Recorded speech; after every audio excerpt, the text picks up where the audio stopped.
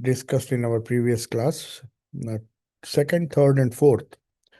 Just to recapitulate, in the third verse, Sri Krishna is telling Arjuna that, as you all know, we have discussed this before in our classes on Vedanta as well, our alternate class on Vedanta on Saturdays, that the Sankhya theory of Purusha and Prakriti, it's a dualistic philosophy. So it has been accepted by Bhagavad Gita and all some of the Vedantic texts, though they accept Sankhya, accept Advait Vedanta, which does not feel the necessity of accepting the reality of two different entities. So here, in this 14th chapter, Prakriti is called as Mahat Brahma. Brahman, or the ultimate reality in Vedanta, is one, and everything is a manifestation of that Brahman. So there is no need to have another reality which is known as Prakriti, or in the case of Vedanta, it is Maya. But anyway, it's just how you define these terms. The Prakriti here is called Mahat Brahma, just to distinguish it from Brahman, as a four-faced deity. Four-faced means deity having four faces: Brahma, Vishnu, and Mahesha. If you see, they are depicted. Brahma is known as the four-faced entity. So that is just part of how you explain the process of creation, preservation, and destruction, which we see in front of us in what is known as Prakriti. So this Prakriti, or this Mahat Brahma, as he is addressed here, Prakriti is addressed as Mahat Brahma, is constituted of three gunas, which we saw. Prakriti has three gunas, Sankhya philosophy also, which forms the basis of the yoga philosophy. Patanjali's yoga accepts Prakriti as an inert thing. Though it is inert, it is animated by what is known as Purusha. Here, Purusha has been described as the seed. So whatever is manifest in this universe is a combination of the three gunas, Sattva, Rajas, and Tamas, the material cause. Prakriti is still inert. It is the material cause of the universe. And everything that is movable or immovable. That is how Sri Krishna categorizes the entire creation. Either it is movable, that is, it's a living being, or animate being, or inanimate or non-living. So non-living and living both constitute the material cause of everything, which is Prakriti, and they are formed by the preponderance of the different gunas that constitute it. Each one is made of a particular guna, which is known as, guna is a quality, or it also means a rope.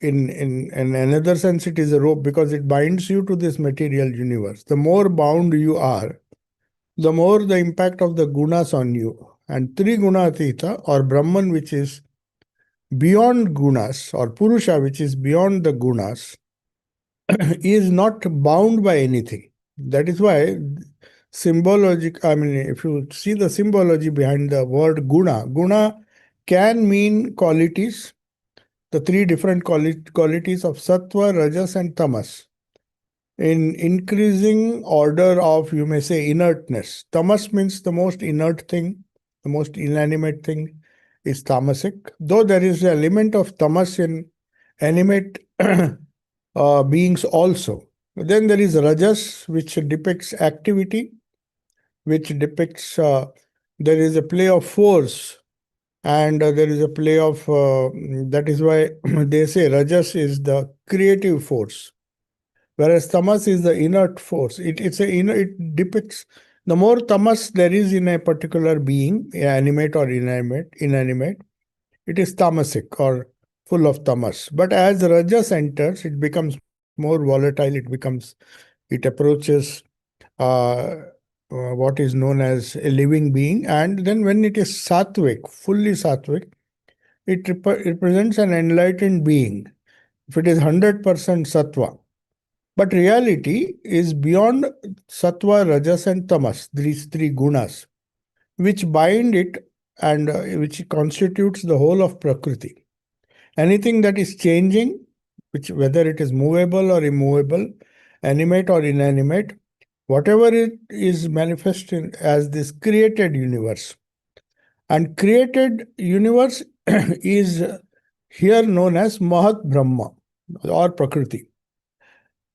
That is why now there is here, this verse also speaks of a seed being sown which animates this whole Prakriti, which is inert matter for all practical purposes. So something makes it living and conscious. So what is that? That is the Atma Chaitanya, Prakriti, or the Purusha, the pure consciousness of the Purusha animates these different beings in different proportions. If it is fully conscious being, then it approaches this Parama Prakriti, or the what is known as the Avyakta Prakriti, which is still inert but has this consciousness is fully manifest. In the individual spiritual personality, it is known as Buddhi.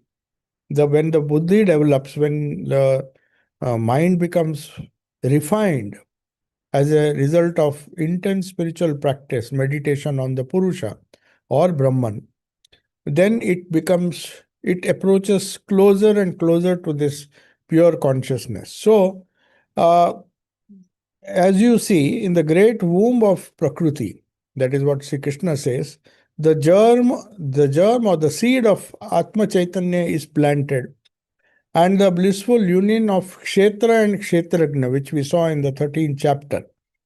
Kshetra means the field, and Kshetragna is the knower of the field. So, this leads to a phenomena of creation which is known as the cosmic embodied being, the sum total of all the embodied beings, inanimate as well as animate. If you see, Vedanta and Sankhya do not make any difference.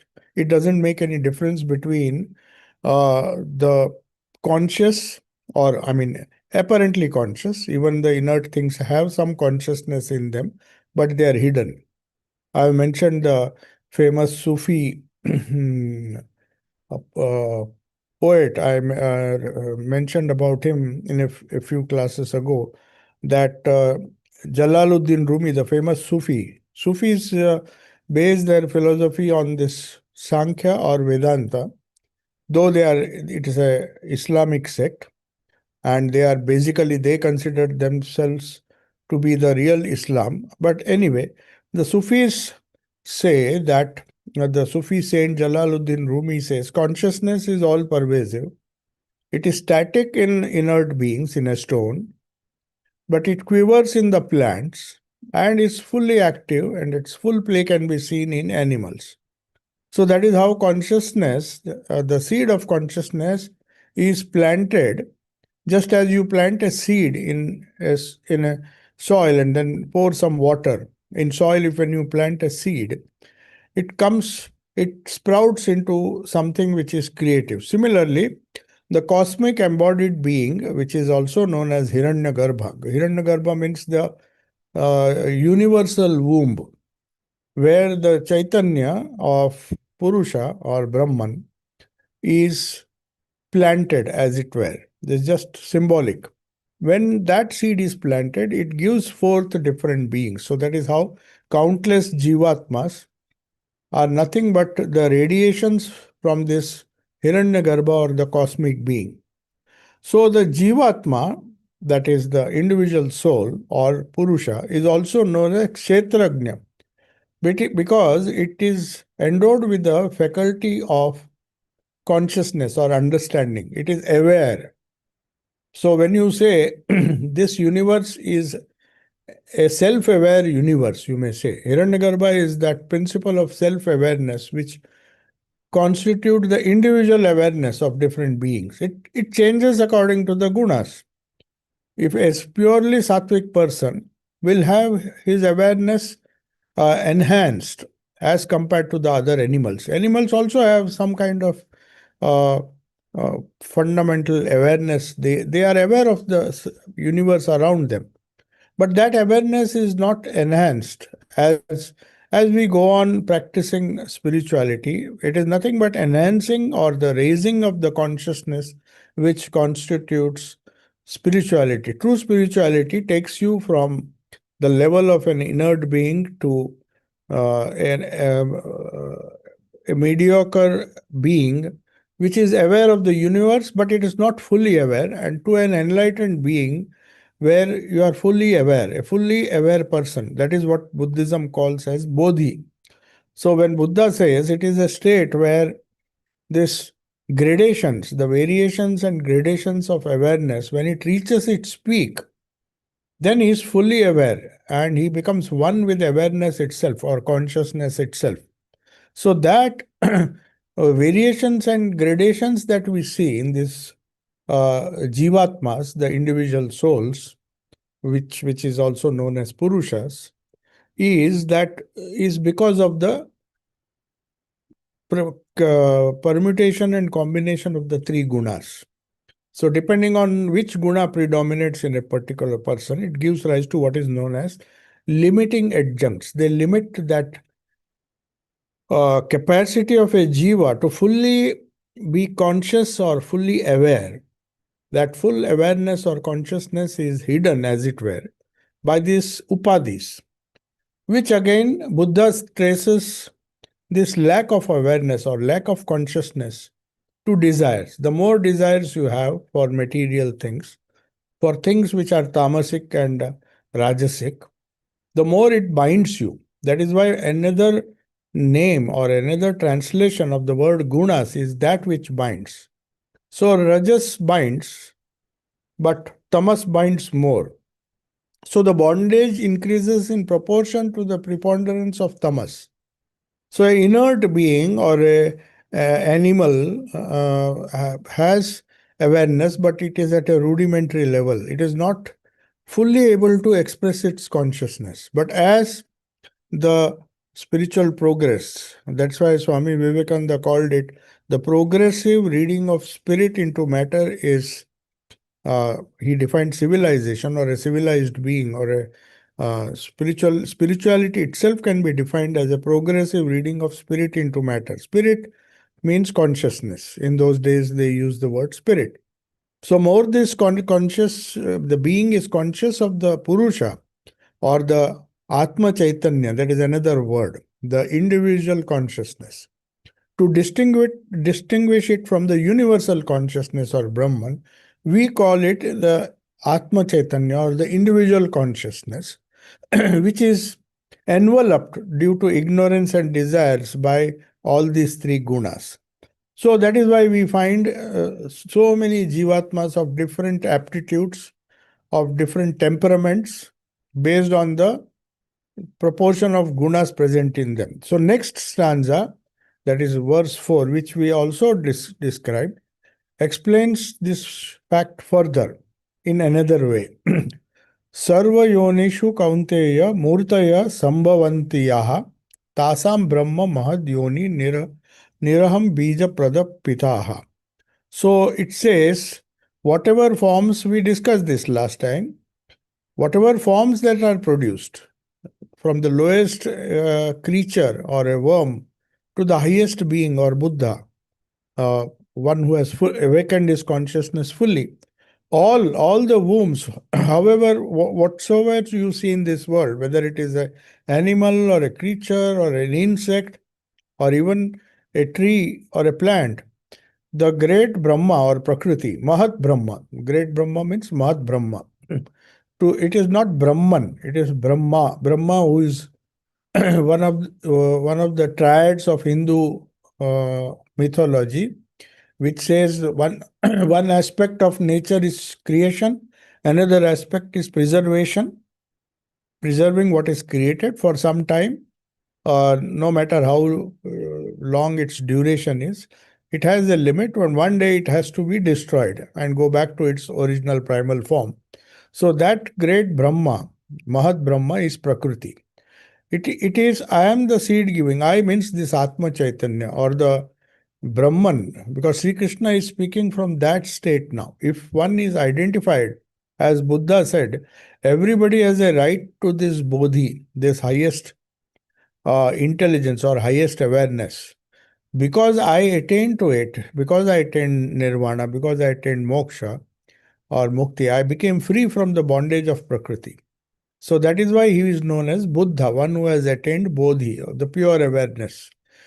But all the beings are at different stages of development. Some of them have partially uh, mm, uh, manifest their consciousness, and that is why they are infinitely graded. There's so much infinite variety of beings in this universe because the process of creation is going on at the individual level and also at the universal level. The celestial beings, we imagine so many beings, pure spirit, the subtle spirit staying, and then angels, and whatever conceptions of different beings that human being has, that human being believes in, whether it's the vegetable kingdom, the bacteria, the animals who evolve into higher and higher beings, and finally the human being has an opportunity to manifest this consciousness fully. All this multitude of beings, they seek suitable wombs to manifest themselves. So you slowly evolve. The theory of evolution also says that when a being finds that this particular body, plant body or animal body or creature, the animal body which it has, is not allowing it to manifest this consciousness fully. The idea is that because of that karma and the deep desire to manifest this consciousness, provided it has that desire, in the next birth it will probably be, it will evolve into a higher being. And that is why they say it is so, with so great, which with a great difficulty that we have passed through these different creatures.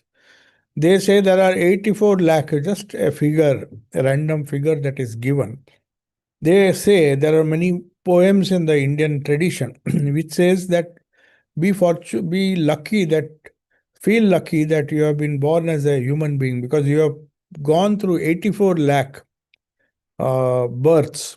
So many births you have slowly evolved and finally reached this state. So don't waste this life. That is the idea. It's said in a poetic way. There may be, I don't know how they came at this figure, but it is known as this process takes a very long time, just to show that it's not so easy for this Prakriti at the individual level, for the Jivatma to evolve into somebody who aspires to get rid of this bondage of Prakriti or Mahat Brahma and become one with Brahman. And who is the Ishvara? Ishvara, Bija Prada Pita, he is the father. So, whether you call him the Father in heaven, as Christians do, and the Supreme Lord, the all pervasive God, there are so many descriptions of the Supreme in different religious traditions. All of them, they can be compared to this idea of Ishvara in Vedanta or Sankhya. He is the Father in the sense he is the goal to which we should all aspire. Now, how does this Prakriti bind a Jiva? The fact has been stated in verse 3 and 4 that Brahman or Purusha, the pure consciousness, is the seed giving father, and he animates this Prakriti at different levels, resulting in different levels of creation. That we understand. The manifest creation slowly evolves from inanimate objects to plants and tree and animals of different grades, and finally a human being is evolved out of that. But in the first place, how does Prakriti, what is the, how do they explain this process of bondage? Because as I said, guna means rope, three strands of rope, three ropes they bind a human being. Literally, it means bind. So, how does this Prakriti bind the jivas? So then verse number 5 to 10, verse number 5 to 10 of this 14th chapter describes in detail the functions of the gunas as explained by Bhagavad Gita, or as explained by Sri Krishna, which is a synthesis, as I said, of the different philosophies that had evolved up to that time. So, of course, they are eternal truths, but they have to be explained in a terminology which is understood by the people of those times. So, when human knowledge advances, human vocabulary changes, you may have to interpret it in different ways, in different languages. That's why that explains why so many theories or so many philosophies have been developed, which constitute the different religious sects of the world. They all point to the same thing, but the words in which they are clothed, the words which the people of that age understand, and the tradition in which they are born and they are living, that the prophet who belongs to that particular geographical location speaks a language that his people or his followers understand. That is why there is some confusion when you try to compare. But if you see through the basic idea, everybody has to accept certain scientific facts. One is, if there is creation, no matter how beautiful or how nice that creation is, anything that is created which has a beginning has to have an end. That is the simple philosophy behind Brahma, Vishnu, and Maheshwara, the Shiva. So, what is born by planting the seed of consciousness, no matter how that creation evolves, one day it has to be destroyed. It has to go back to its primal state. That is exactly what can be uh, considered as the scientific basis of the process of creation. There cannot be creation without end. It has to end. Whatever is created has to be destroyed. So it is just there is a transformation. It's transformational in nature. So how the gunas bind in different ways, resulting in this transformation, is explained here. Sattvam, Rajas, Tama iti guna prakriti sambhava. So Prakriti has given rise to three gunas: Sattva, Sattvam, Rajaha, Rajas, that is the second guna, and Tamaha, iti gunaha. Prakriti Sambhava, they are born of this Mahat Brahma or Prakriti. Nibadnanti Mahabaho Dehe Dehinam. The It binds the embodied. The born of Prakriti binds the embodied beings in this so-called body, because body is made of material elements. Even part of it is inanimate. For example, the minerals and all the things that constitute this human body, though it is full of chaitanya or some kind of consciousness, it is still made of different elements which are destructible by its very nature. So this embodied being, avyayam, dehe, dehinam, avyayam, they are this indestructible is embodied in this body. The Chaitanya, which the by very definition, this awareness or consciousness is something which is indestructible. But because it is embodied in this fast in this body, embodied fast means embodied firmly in this body. Dehi Dehinam, Mahabhava is the name of Arjuna. So he's telling, oh Arjuna, see how the something which is indestructible appears to be born, it preserves for some time and then it dies, it is destroyed. And we see the play of creation, preservation, and destruction in this body, in various bodies, and in this whole universe. This constant transformation is going on. So that transformation is because of these gunas. So that is how these gunas are introduced first. Then he says, uh, now the idea is the discussion proceeds further when Sri Krishna is trying to explain how this process happens. If there is something indestructible, the Atma Chaitanya or the pure consciousness, then if it is indestructible, how can this uh, Prakriti bind it? Because how can you bind something which is indestructible, which is infinite in nature, all pervading? The idea is that individually it appears. Now we come to Vedanta from Sankhya, which posits two different realities. One is Prakriti and another is Purusha. So the yoga, in yoga philosophy, which is derived from Sankhya, it is the practical side of Sankhya. They say our whole goal in life, the goal of yoga is disentanglement of this Prakriti and Purusha, so that Purusha shines in its own glory. Then all misery ceases. That's a practical way of telling yoga is nothing but actually it is Viyoga. It is a separation of Purusha and Prakriti, because of which the infinite appears to be limited. So, what is the reason it happens? Vedanta has a simple solution. It says it is because of Maya, it is because of ignorance, our ignorance.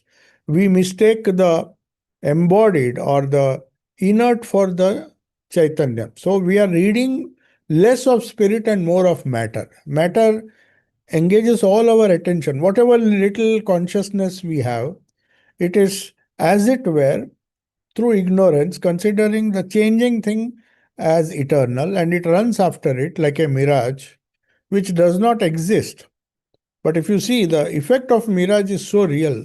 When you see in the desert, those who have seen, they will understand. It looks like water because of the reflection. It looks like water, and you really feel there is a huge lake in the desert. And the more you approach towards that lake, it vanishes. It just recedes because there is no real water there. It's just a reflection. So, similarly, the uh, reflection of the sun in water, another example is given in Vedanta. In reality, there is no transformation. It appears to vibrate, and because the reflection, when the water reflects, the pure light of the sun which is reflected in water, if the water is steady, it is calm, then you can see the image of the sun very clearly. But if the water starts quivering, if there are waves in the water, then the sun appears to be it appears to be trembling, or it appears to change its shape. Similarly, the shackles of gunas, though they apparently bind a jiva, it is only for the time being. The original pure consciousness is never bound. It can never be bound. It appears as if it is bound, just as the sun appears to have a wavy structure, or because of the waves of the water. If the water is steady, then the reflection is, it will show the exact sun as it is. So, what are the different characteristics which make this reflection, or which makes this appearance possible? Even if it is an appearance, because now he comes to Vedanta, Sri Krishna is now discussing this according to Vedanta. Vedantas accept these gunas. They also accept the gunas, but they don't consider Prakriti and Purusha to be separate. That's the only distinction. But perhaps for people who cannot conceive of this wonderful, great idea of Advaita Vedanta, Sankhya and Yoga is at a slightly lower level, tries to explain, okay, take for granted that this Prakriti which is changing, is real. Let us take it as real. But then, if it is real, then it should be permanent, it should be eternal. Because if it is if it is real for part of if it is real partly, or for a particular length of time, then when that reality vanishes, you feel in the mind, you feel sorrow that the thing that you considered to be permanently with you, when the idea of losing it, our own body, our wealth, our property, everything that we possess, which we consider to be our own, and which we consider to be apparently permanently with us, though we know it is not permanent, but it gives a sense of security. So, because of its temporary nature, when it is snatched away from us, we feel miserable. So, that is why all the religions, though they accept this duality, they say Prakriti, though it is very enchanting to possess great wealth, to possess all these wonderful things that creation makes it possible, very attractive. But at the same time, wise people, according to Kathopanishad, Yama is telling that boy Nachiketa, wise people know its value, no matter how long it will last. One day it will be destroyed, because that is the very nature of Prakriti.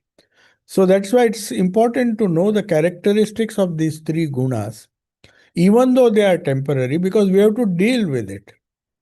That is the beauty of Bhagavad Gita. It accepts that a majority of us have to live in this world, and we are living in this world, have to negotiate with all its charms and with all its miseries, with all its sorrows, with all its pleasures. We have to live in this world. So there is no way we can escape. Now, if you have to live in this world, at least understand the nature of the three gunas. Live in it in this world in such a way that you can get out of the grip of these three gunas. If you know what these three gunas are, in verse number 6 to 10, Sri Krishna is trying to tell Arjuna, take it for granted that it is temporary. But even a temporary imprisonment is bad. You have to somehow find ways to release yourself from these three gunas. Ultimately, you'll have to get rid of all the three gunas. But first, you have to loosen the rope that ties you. Some of the ropes maybe you can loosen that will allow you some free movement. So, what are the nature? What is the nature of the three gunas which bind in different degrees? And the more the gunas have their impact on you, the more they have their grip on you, the more worldly we are, the more material we are, the less spiritual or less conscious we are. That is uh, what is defined here. So first it describes sattva, which binds, but it binds in a very subtle way. It is not as bad as rajas or tamas. So he says, tatra sattvam nirmalatvat prakashakam anamayam sukha sangena badnati jnana sangena chanagha. So he says, of this, it's better to be bound by a guna which is sattvic in nature. Of course, there will be some proportion as cloth is made of different threads.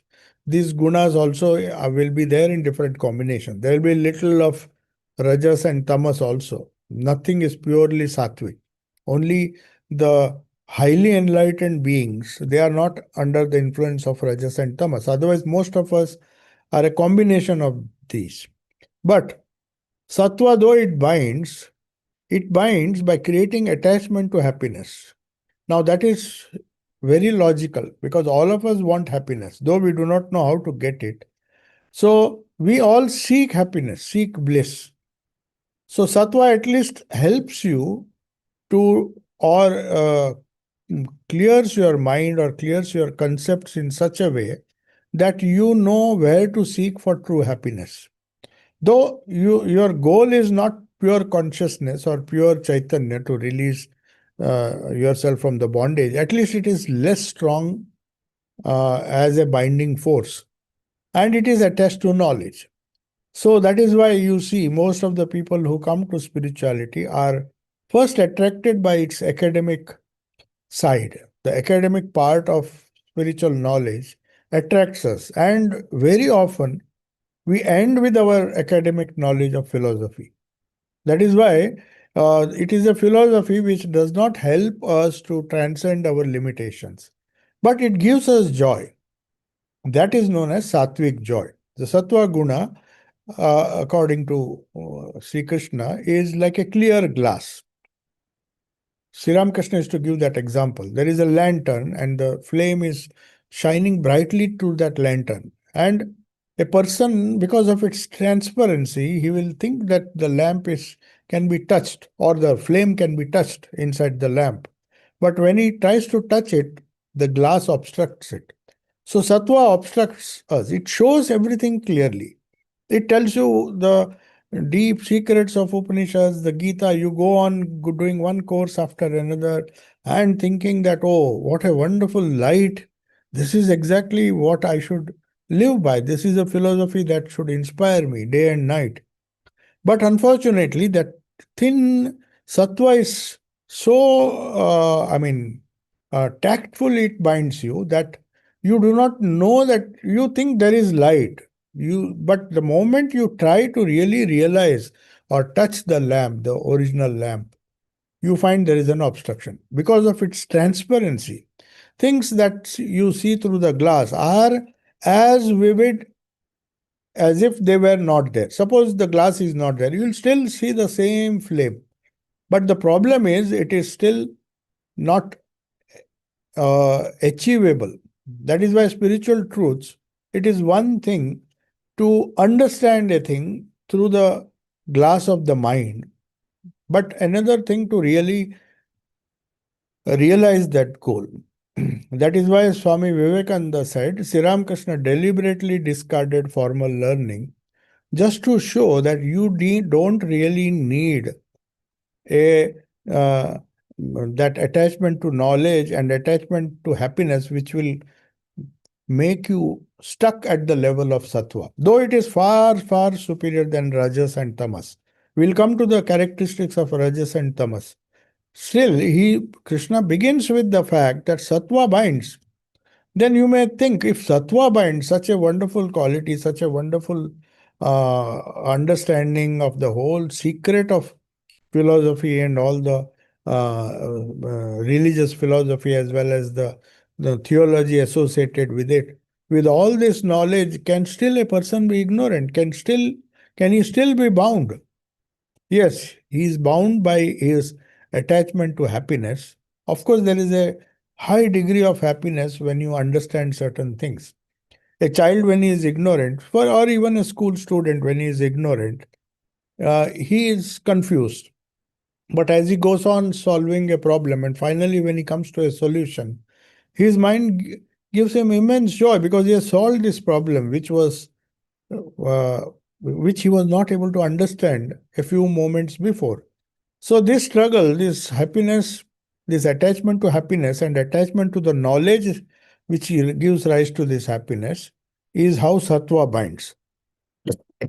So, the seeing something objectively, seeing the knowledge of this Purusha or the pure spirit, seeing it objectively through the glass of sattva is one thing, and seeing it as it is without the glass obstacle, though it is transparent, is another thing.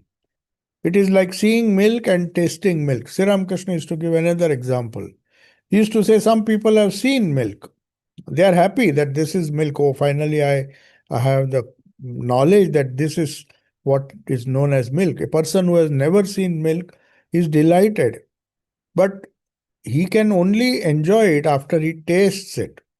So, sacred knowledge of the Atman, the realization, is possible only when you transcend sattva. That doesn't mean we should not aspire for sattva. It is far better than being bound by rajas and tamas, which we'll see now. So, the levels of pleasure, levels of happiness, as the famous psychologist Adler, he has this chain of, or you may say, no, it's not Adler, it's some other. There is a triangle of happiness. One of the philosophers, or one of the psychologists, famous psychologists, who spoke of the change in the degree of happiness. It's like a triangle of happiness. So first you start with the lowest happiness, the gross world, then you go subtle, then it comes to mental happiness. So there are so many levels of joy or levels of happiness. Huh? Maslow, Abraham Maslow, yes. Hierarchy, yeah, hierarchy. There are hierarchies according to him, which is very nicely described in the famous Upanishad, Taittiriya Upanishad. It describes the different types of ananda. The ananda of eating a sweet and the ananda, the other joys which you have, higher and higher joys, have been graphically described in the Taittiriya Upanishads. So Abraham Maslow, he said, it is when a human being evolves, he is not satisfied. A child is very happy when it eats some toffee or chocolate because that is his idea of happiness. But the child will grow. Someday he will grow. His idea of pleasure will change as he grows, as he transforms himself. So this sattva, when you come to the level of sattva, it is it is some kind of emotional or intellectual pleasure, a level that you reach after transcending tamas and rajas. That we'll have to see what are those.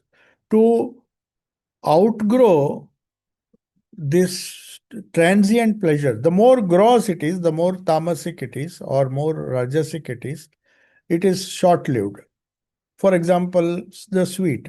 It's a very gross kind of pleasure. Just it allows the senses to enjoy as long as you are in touch, the tongue is in touch with that sweet.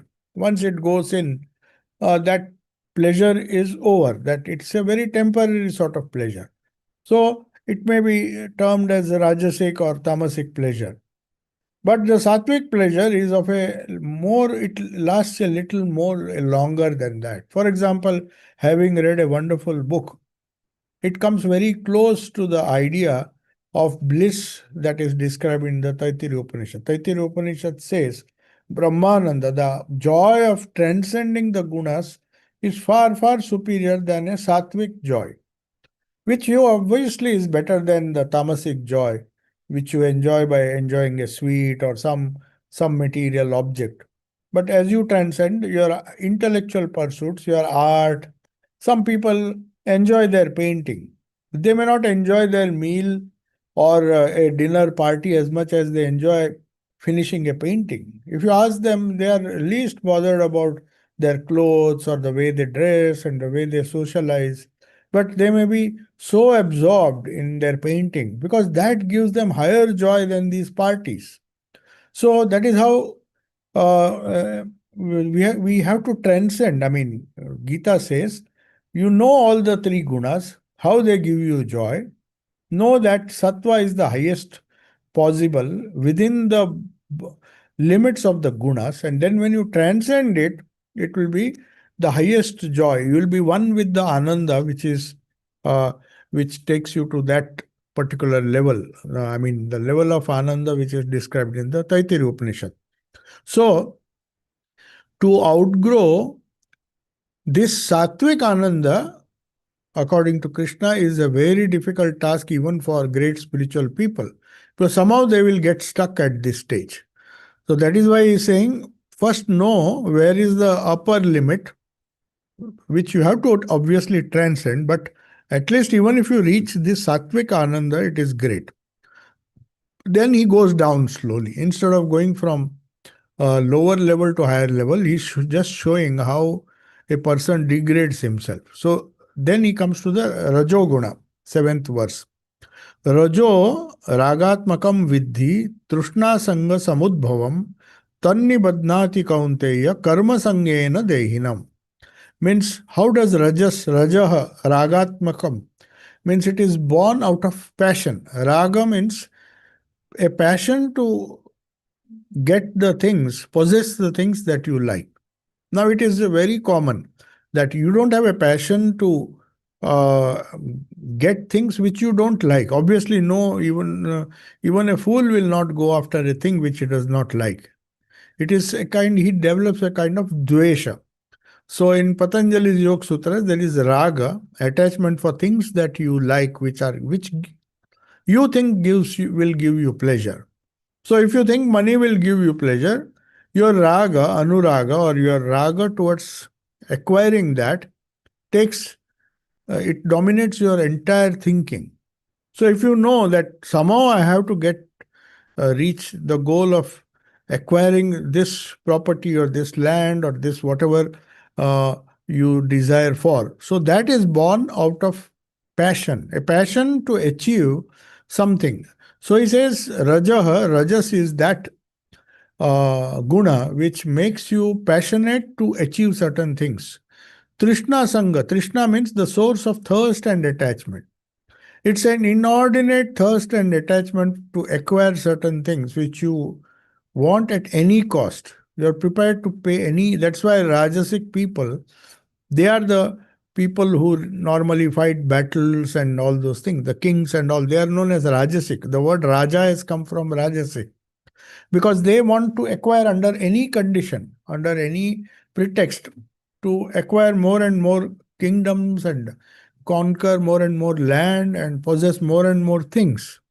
So it's thirst and attachment for and a passion, ragatmakam, that is, it binds Kaunteya. So Rajas binds you by inducing a passion for acquiring things that you like, though you may have to pay a very heavy price to acquire that. So Rajasic people, they don't mind getting a lot of blows in the process of acquiring these things. Their desire is so strong that they will work day and night. And how it binds? By karma sangena, by attachment to action. See, a sattvic person knows its temporary value and may not run after it.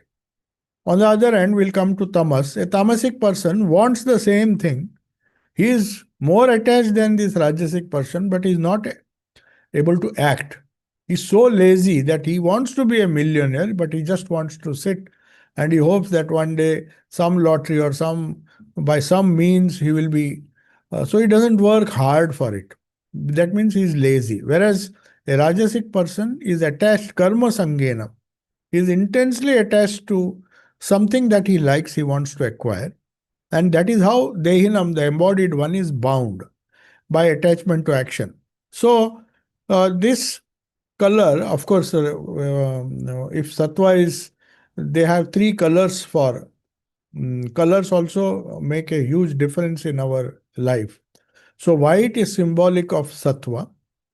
Rajas is normally depicted as red. Red is something which makes you active, and black is a color which makes you dull, feel hopeless, and it's a very negative color because it absorbs all the light. White is the color which reflects all the light.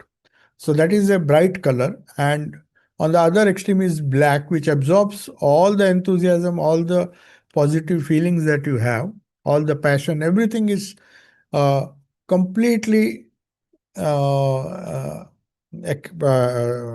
absorbed by the black color. So black is the color of tamas, white is the color of sattva, which is the other extreme, and rajas comes in between. It is shown, it is depicted as a red color. So this thirst of the mind to acquire things which it does not have. See, once it is acquired, it goes for something higher than that. So Rajas makes you ever move forward to acquire things that you don't have and clinging to the things completely. Once you have acquired it, you don't want to part with it. So you have wealth, you perhaps may not make use of that. But a Rajasic person is not happy. He just wants to earn more and more, though it is not giving him pleasure anymore. But acquiring the new things, acquiring more and more things, is that greed is uh, propelling him to do these things, and that can be acquired only through intensely active life. So whenever you see a person intensely active to do things, not all persons, those who are, there are people who work without any motive. They are intensely active, but they can be highly sattvic or even beyond sattva. That is a different thing. But normally you will find it manifests, rajas manifests itself as action. He's supposed to be a man of action because the moment that desire arises, he gets up and tries to get it. After getting that, he desires something higher than that and he runs after that. So this rajas binds in this way. And what about tamas? Tamas, the definition is tamastu ajnanajam vidhi mohanam sarvadehinam pramada alasya nidra bhihi Tannibadnati Bharata. Tamas, know that Tama is born out of ignorance, as is Rajas and as is the Sattva also. Sattva is a higher form of ignorance. Thinking that intellectual understanding of spiritual values is spirituality, is pure consciousness, is attaining pure consciousness. It's like seeing milk but not tasting it, in the words of Thakur, Sri Ramakrishna. But tamas, it deludes, it know for certain, it is born of ignorance, like sattva and rajas, but it is more binding because it binds a person through delusion. At least Rajas is not a deluded person. He is deluded in a higher sense that he thinks this will give me the ultimate happiness. He runs after it. But at least he becomes wiser. When he acquires, say, one kingdom, the king still wants to become a bigger emperor. So he knows this is going to give me happiness and he acquires that. He works very hard for that. Then he goes further. But here, tamas is binding you through complete delusion. You think that will give you happiness, it's not giving you happiness. You don't run after higher, you go deeper and deeper into oblivion. Whatever little consciousness you had in life, that is destroyed. So it says tamas binds is born of ignorance. It sarvadehina mohanam. It completely uh, deludes one by it through delusion it binds. It completely shows you, it makes you run after a mirage or something which is not existent. So you do so many things which ultimately does not even materially benefit you. You end up destroying others and destroying yourselves. That is why tamasic people are self-destructive and they destroy not only others, both subjective and objective destruction takes place. That is how it is defined and how it is there. And moreover, they are inert because they are incapable of acting. So, three qualities are there: pramada, heedlessness, no, carelessness. They are not bothered about anything.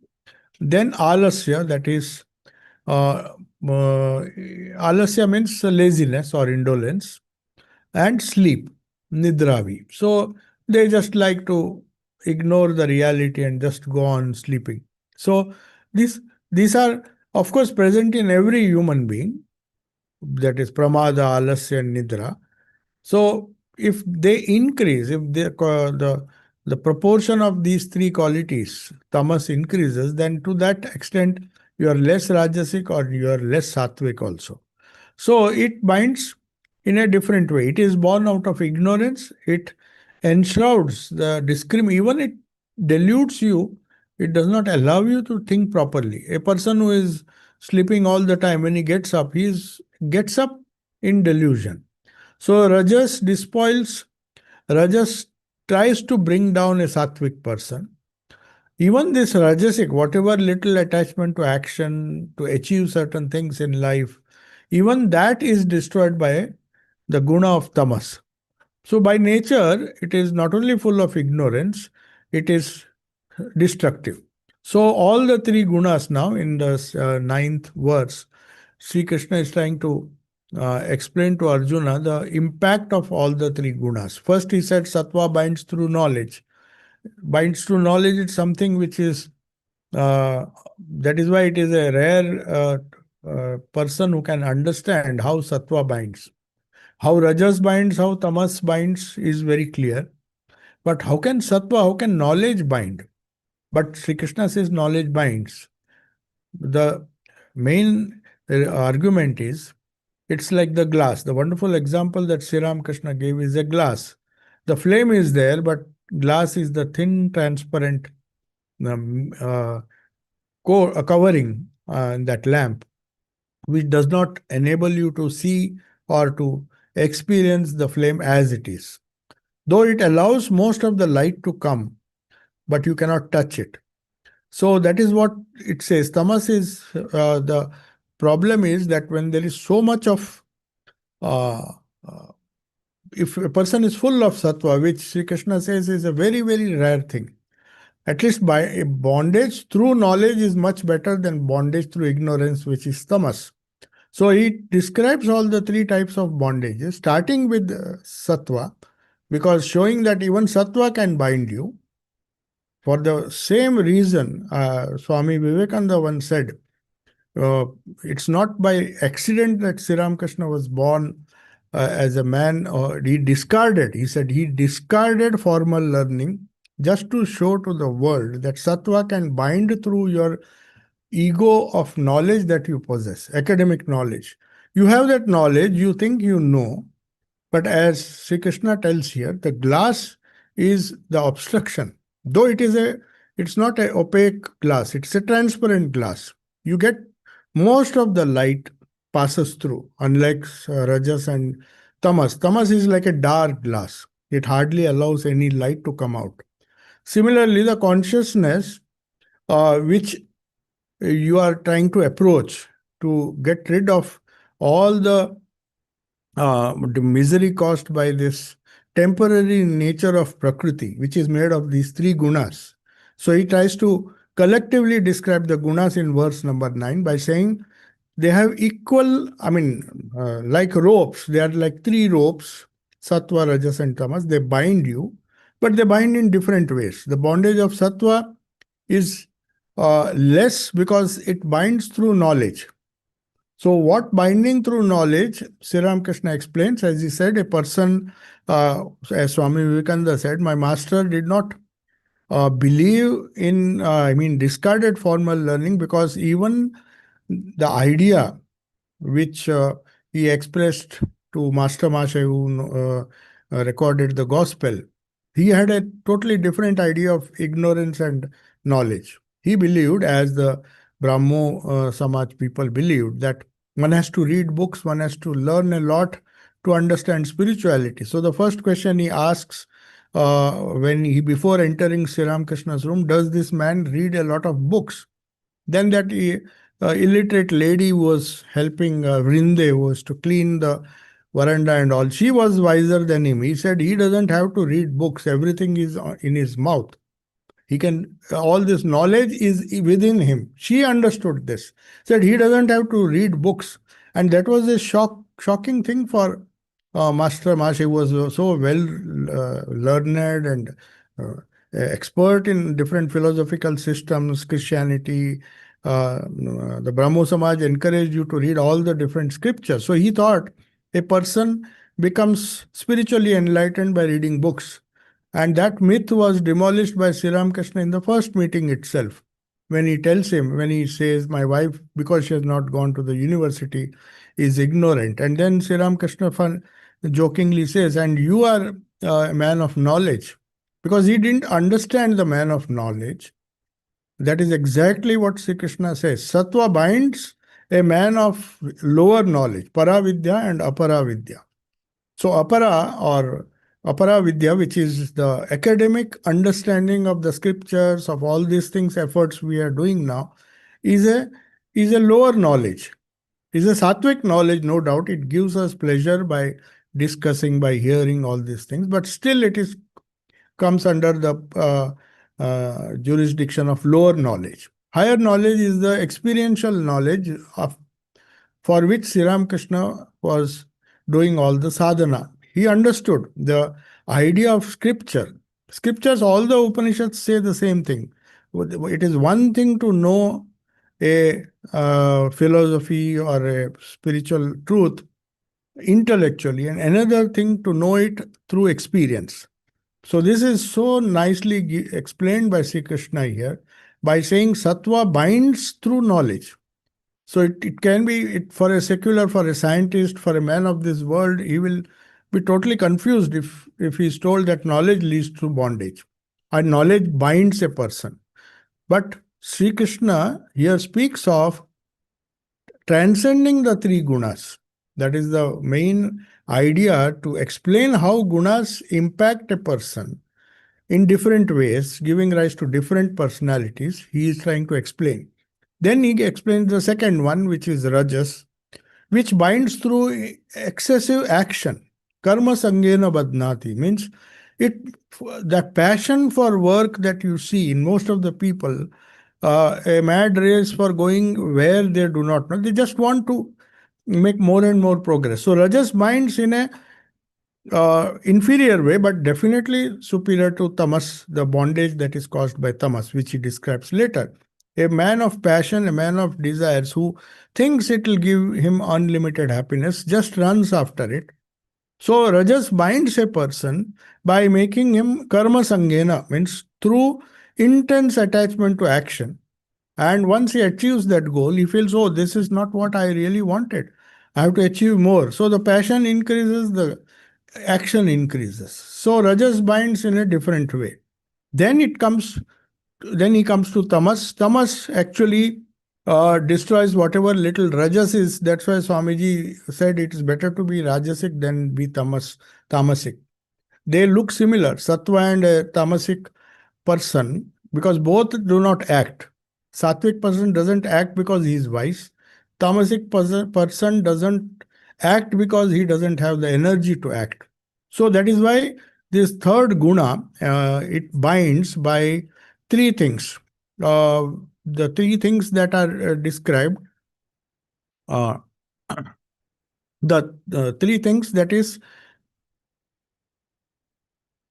by heedlessness, that is by pramada. Pramada is a wonderful word. Heedlessness means it is some kind of carelessness. A Rajasic person is so intensely passionate about his work, about his achievement. He has set a goal for himself. So he is not careless. He cannot afford to be careless. Whereas if you see, a tamasic person takes everything easy.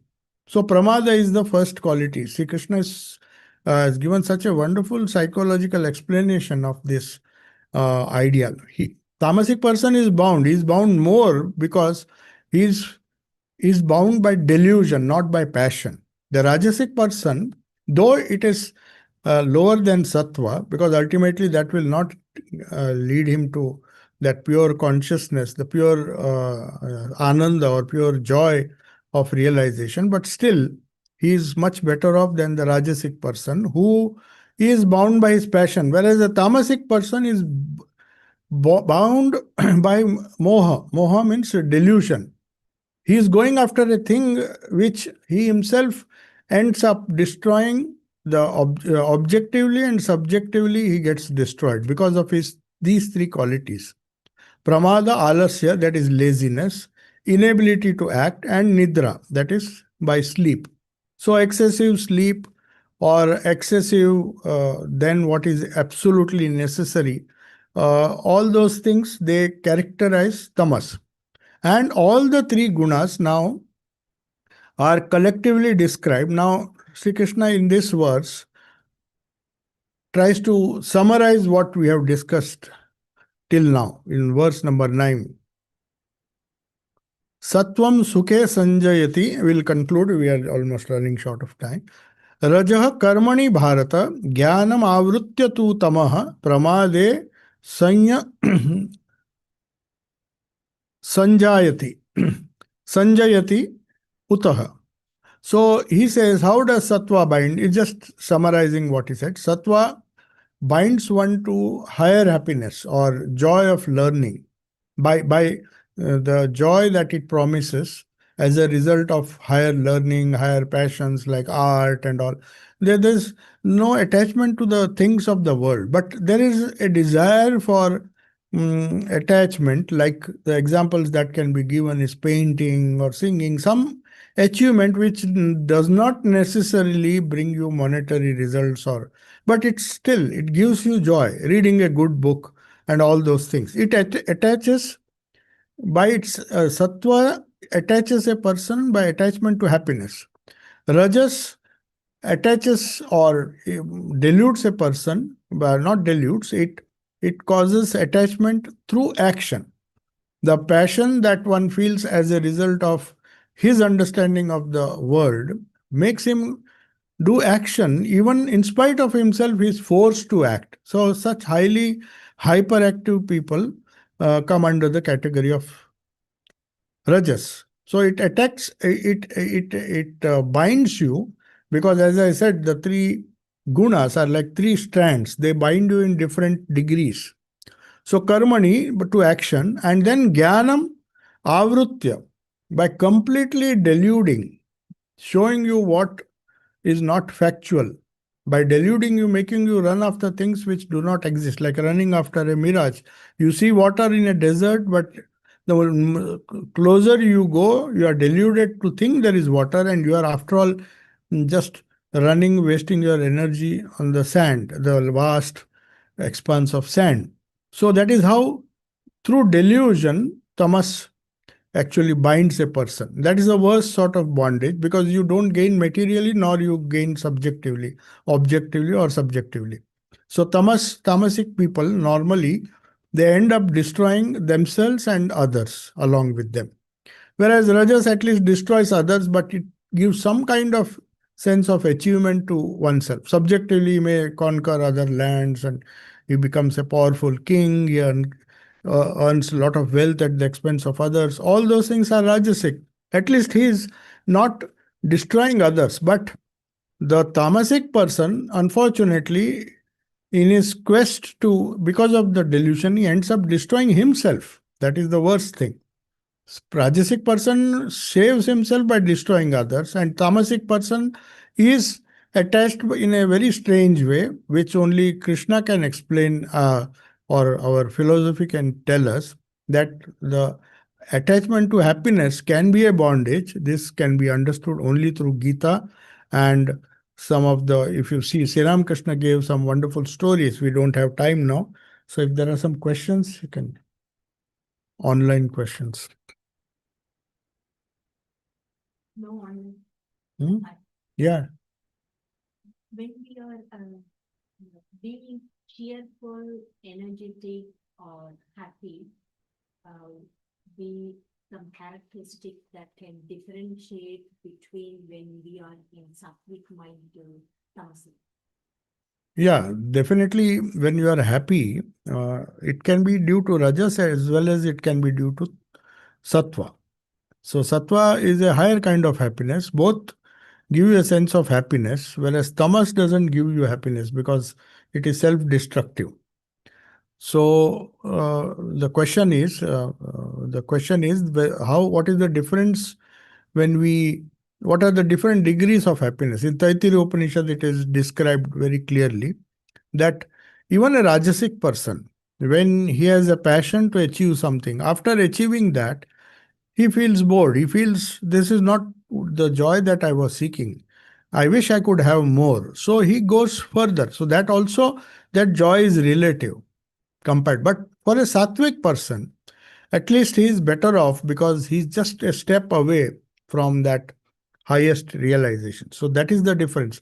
He is happy not because uh, the bondage is less in the case of sattva. That is a slight difference. But both are motivated by happiness. In fact, even to transcend sattva, when one becomes really sattvic, Sri Ramakrishna says, then you understand that there is still a glass, a transparent glass, which is, so you just want to break it. So even sattva has to be transcended, which happened in the case of Nachiketa when he went to, if you see, he goes there first.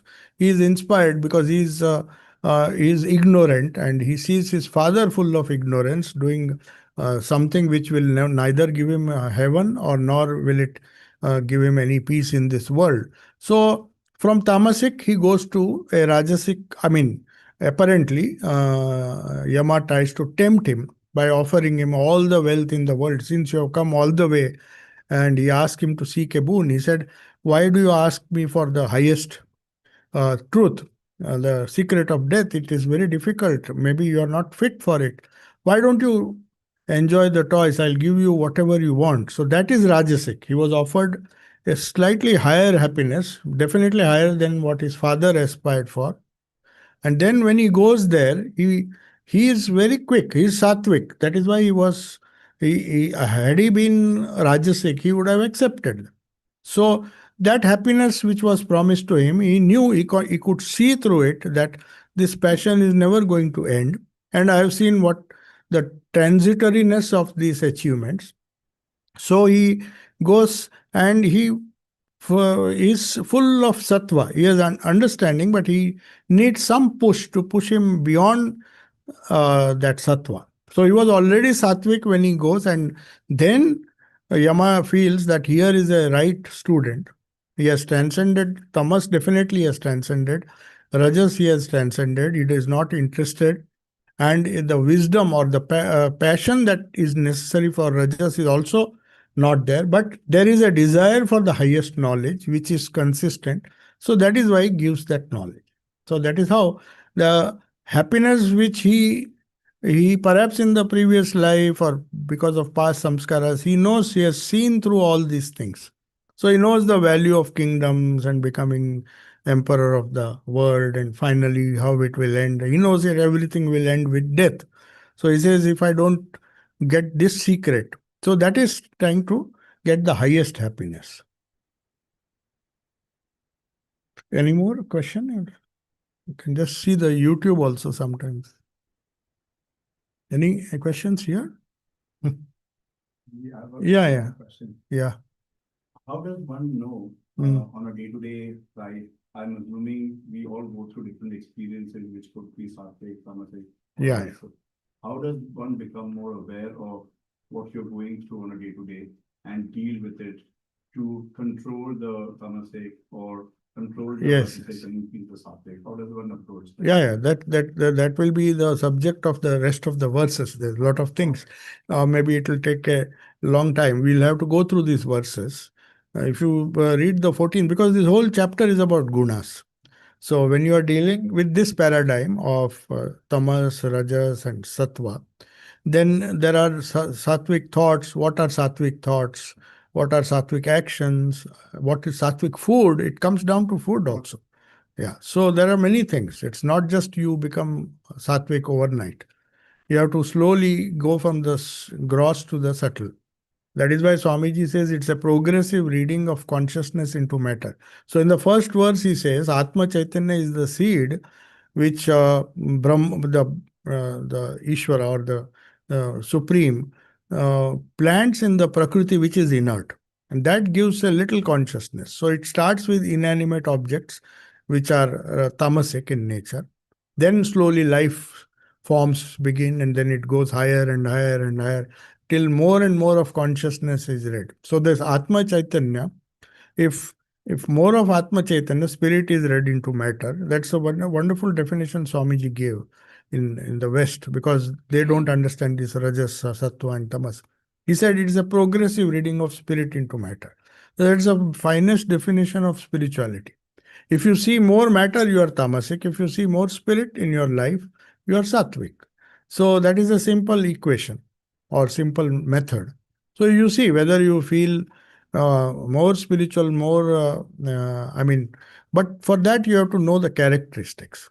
For example, here, how do we know what tamas is? So he says it binds you by, first of all, delusion, heedlessness, pramada, carelessness, not serious about anything in life. Then it binds you by laziness, and then finally by sleep, which is a characteristic of inert objects. So that is why Jalaluddin Rumi, the famous Sufi, he is the only one who synthesized, not only one, the Sufis are, on the whole, they accept Vedanta, that there is consciousness in the inert objects. He says there is consciousness everywhere. That is what Vedanta says. But he says in his typical poetic way that I see consciousness static consciousness in the inert objects, stones, rocks, mountains. But I see it quivering in the plants, and I see it completely active in human beings and animals. So that is how this progressive manifestation of that consciousness from zero, say zero or almost static, to the inanimate thing, which is tamasic.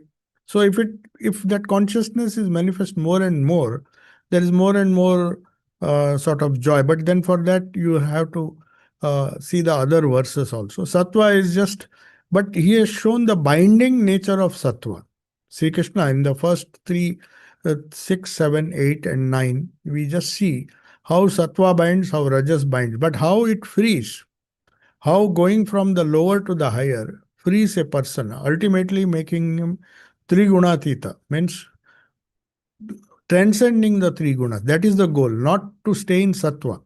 Of course, to reach sattva, he says, very rare people are full of sattva and there's no rajas and tamas. Somehow, there is a little bit of rajas and tamas, otherwise, you will not be bound to this world. You can't live in this world. Purely sattvic person is just a conception. He's just, he will be living in the realm of ideas. Of course, Thakur, you can say, Swami Vivekananda said that I didn't see him as a physical being. Every time I went to him, he was full of ideas and the ideas were growing in him.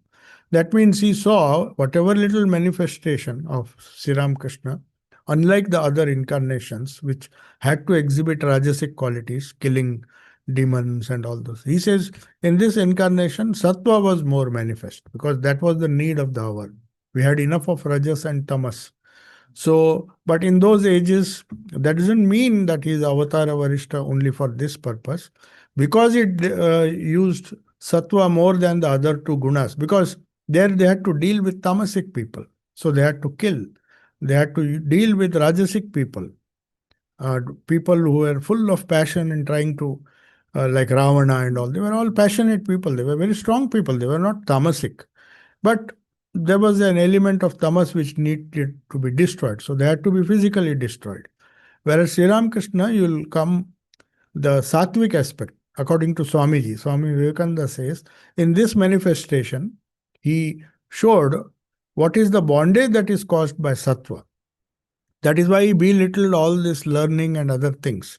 All the great people, there was so much confusion, the Brahmos and all the movements, depending so much on scholarship, that they thinking, you be a great scholar and then have 10 children. He used to make fun of the Brahmos. You talk of big things and you have your wives and children there. What will happen to them? You say we will merge into the bliss of the ocean of Brahman. Why are you so hypocritical? Just come down a little bit. What will happen to your wives there who are sitting behind the screen? So he was joking, of course. It is a difficult thing to do, but the idea was that too much of learning, because they thought they had proposed a reform, taking a little bit of learning from different religious systems, mixing it and hoping that will change the human personality. Not that their effort was, they did a lot of effort to reform society, what they thought would reform. But Sri Krishna showed the limitations of even a sattvic approach to. They were sattvic, obviously, the founders of Brahmo Samaj, they had noble ideas. But they thought by purely at the intellectual level we can solve the problems. But Sri Krishna came to show that one has to transcend the gunas. So not only was he sattvic, but he showed the way to transcend sattva, which is what Sri Krishna also explains to Arjuna, though he is making him fight, because he knew he is at this stage where he has to be rajasic, but ultimately the goal is shown to him. That ultimately all your actions after the win also, which you will have to gain at a tremendous price. The rajas that you have, you follow it because you cannot give up rajas. You are not yet sattvic. But when you transcend rajas, when you see the futility of war, when you start thinking, what have I gained? Then the sattva also, you will understand, the sattva also has to be transcended. And he showed the way through Gita. Though himself, see, that is why he was in the midst of battle.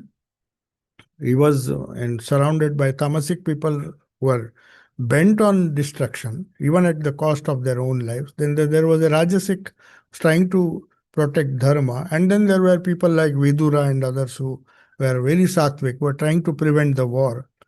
But Sri Krishna lived among all of them because he was not bound by the three gunas, though he encouraged people to rise above the gunas. So that's the idea. So it's a thing that comes from experience. You have to first graduate from rajas, tamas to rajas, to know how to transcend rajas. So if we are at that stage, like Arjuna, we have to fight.